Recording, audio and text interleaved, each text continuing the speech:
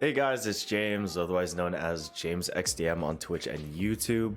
And LOAON just recently passed, and here I'm going to give my thoughts as well as a quick rundown on the things that I consider the most important. Now on screen here, I have bullet points of everything that I thought was the main takeaways from LOAON, and I'll go through each point, giving you my takes and explaining what each of these things mean.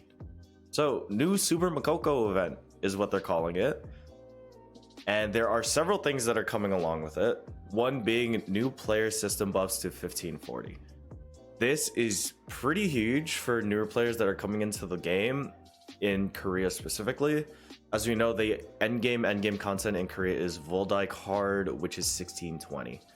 So 1540 would jump new players right into Brel hard 1-2, which I actually think is a pretty big leap. I don't think Brel 1-2 hard for newer players is going to be an easy feat at all to get into. However, we do need to continue allowing newer players to get into some of the older content ASAP once they start. Along with this, we are getting 4x3 engraving support again, but this time the gems are better. The standard before has been level 5s, but now we are given level 6 at the start, and they scale to 7s at 1540 and 8s at 1580. Super big deal, right? Along with it, we're getting 1415 relic set equipment also given, and honing to 1490 requires no gold anymore. Now, for the relic sets, everyone that plays Lost Ark currently knows the game is borderline unplayable without your relic set. Classes are completely transformed once you acquire them. I think this change should have been implemented a long time ago. There's really no reason to make newer players farm Argos gear and then farm Vault and Vicus for 2 weeks to get their relic set, just so that they can truly understand what their class is supposed to feel like. So this is a really just good stuff right there, you know, a bunch of W's on that. There is a gold nerf happening in KR to Kukul Seidon and normal Brel. I don't know how much they're going to nerf normal Brel by, but this can be bad for newer players, considering that those two raids are going to be their main source of income. However, we all understand that at some point you do need to reduce the rewards for the older raids in order to curb inflation at least a little bit, as well as these raids should not be giving so much gold, should not be injecting so much gold into the economy the way that they do, right? I think at some point they're gonna have to start lowering the gold rewards even at the top end, just to stabilize the gold income for the general player base as a whole. Guardian raid to Congolanium battle item support. Now, if you play, even on NA, we have this as well. The battle item support basically is just this chest at the start of the Guardian raid where you get free battle items, and they're extending it to any raid Congolanium and below. Another fantastic change for newer players. And Balthor and Delane Armin are now purchasable via Wandering Merchants. This change is big as well. It's not as huge as the other ones, but this will at least help a little bit with the current horizontal content curve that a lot of newer players and even current players are still struggling with, but more on that later. This is one of the big dogs of LOAON. Soul Eater release July 19 for Korea.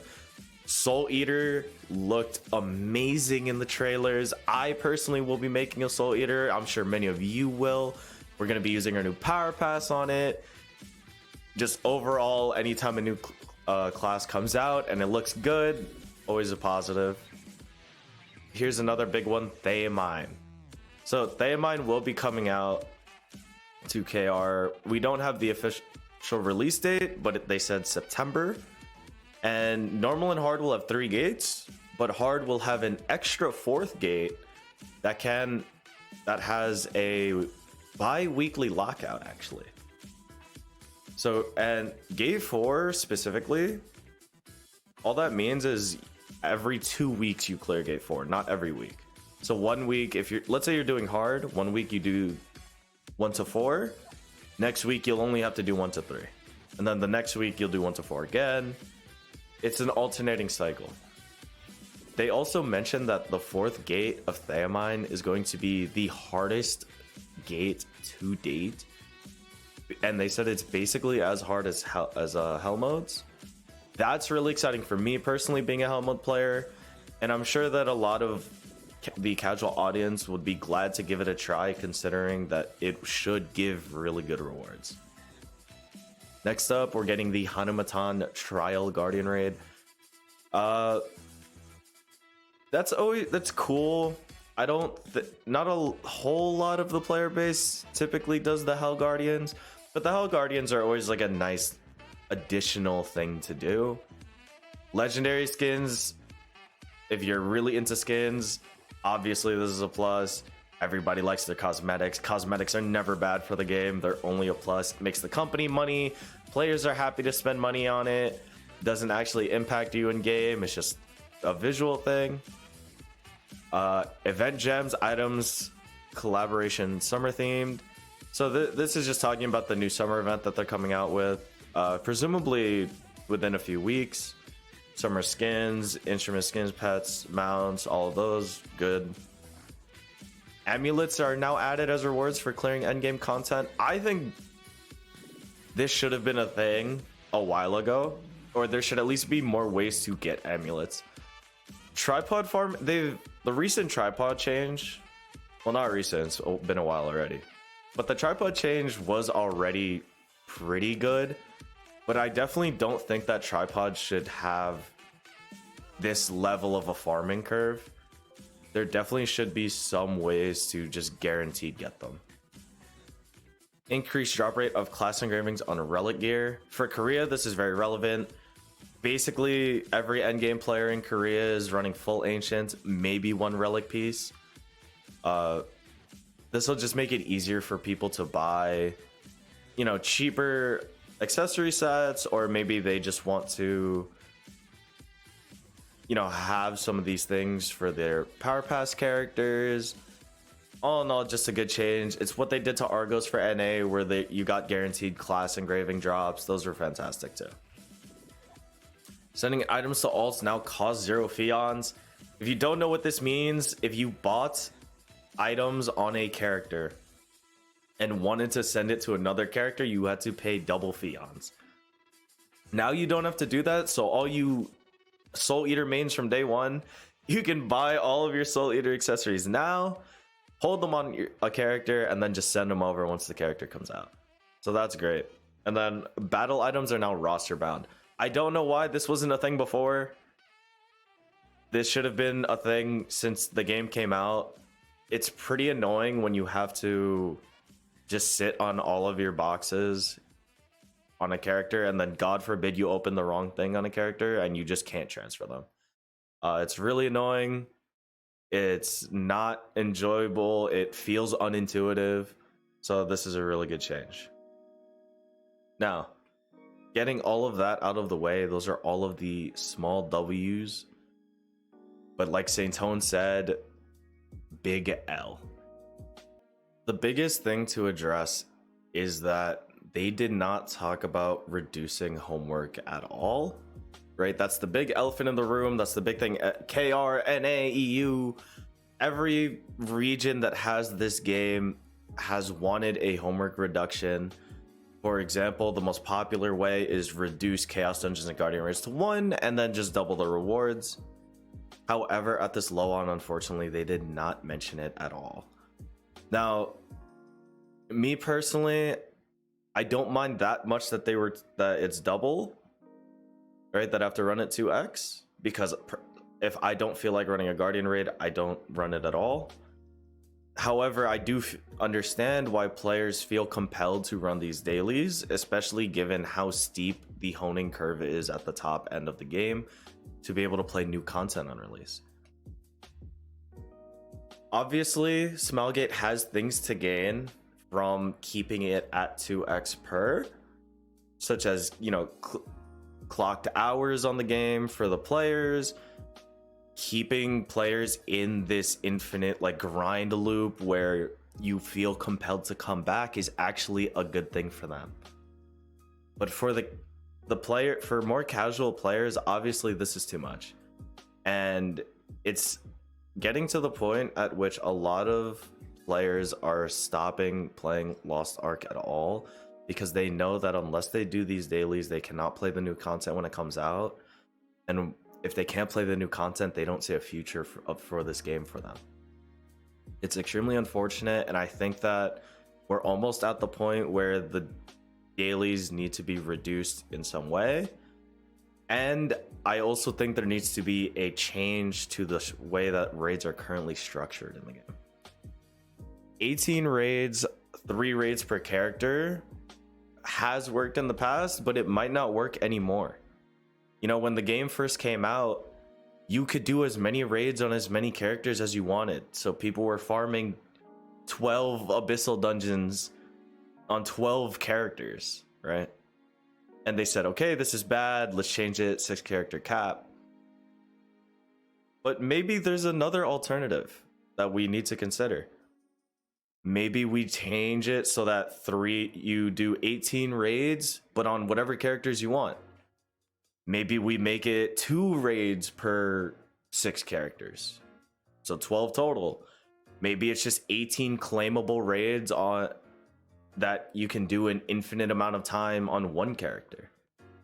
Maybe we make it that there's an option if you want to claim 5x gold for this raid and have it eat 5 gold earning entries, you can do that, right? There's a lot of options to make players feel more satisfied with their gameplay loop that need to be explored and at the minimum need to be addressed. I don't like how they dodged dailies at all. It would have been a massive W if all they said was, hey, we're looking into ways to change the experience for you and to make it better, but they just completely donut-walled everybody. Again, I get why they do that. It's bad PR to even address. It's better for them to just not address it at all from a PR standpoint, but from a player and an active viewer perspective, it really hurts. Another thing is they've done a lot here to help the horizontal curve, but not enough. You know, Balthorn Delane Armand being purchasable via Wandering Merchant is great. Getting your relic set immediately is great. All of that is fantastic, but runes, new players aren't gonna have runes. New players can't farm island souls because nobody does the islands anymore. Field bosses for Omnium stars, skill points take forever to get. I talked about this on one of my streams pretty extensively, but there's so many ways that they can make the horizontal gain easier without fundamentally changing the game in a huge way. For example, I suggested if an Ignia token, if a region story leads right into a skill point on the collections tab, just push it to the front. That's it. Just move it to the front if you don't want to change anything.